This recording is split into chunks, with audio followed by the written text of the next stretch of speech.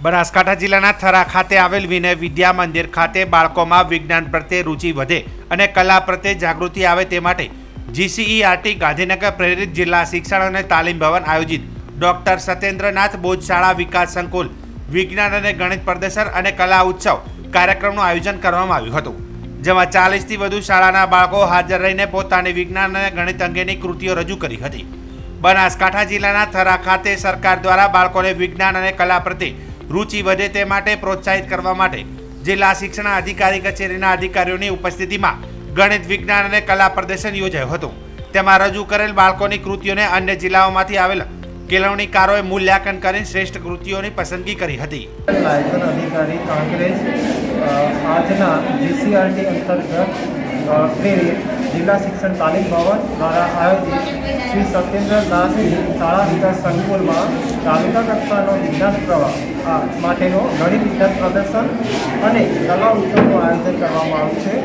આ ગણિત વિજ્ઞાન પ્રદર્શનમાં કુલ 19 શાળાઓની 40 જેટલી કૃતિઓનો સમાવેશ થયેલો છે। આ બધી કૃતિઓમાં બાળકોમાં રહેલી વિવિધ અભિરુચિ અને વિજ્ઞાન પ્રત્યે તેમની લાગણીમાં વધારો થાય એ માટેનું આ સરકારશ્રી દ્વારા આયોજન કરવામાં આવેલ છે।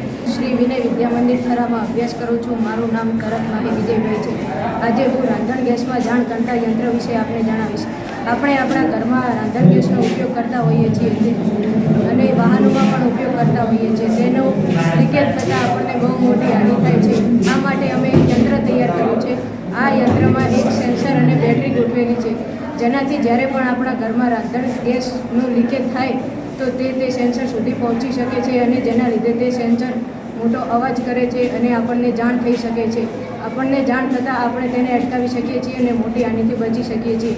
વાહનોમાં પણ આ સેન્સરનો ઉપયોગ થાય છે। આપણે ક્યાંક બહાર જતા હોઈએ અને આપણી ગાડીમાં સીએનજી ગેસનો જો થોડોક પણ લીકેજ થતો હોય તો તે સેન્સર દ્વારા આપણને જાણ થઈ શકે છે અને આપણે મોટી હાનિથી બચી શકીએ છીએ। માટે આ સેન્સરનો ઉપયોગ એ રાંધણ ગેસને અટકાવવા માટે થાય છે અને હાનિથી બચવા માટે થાય છે।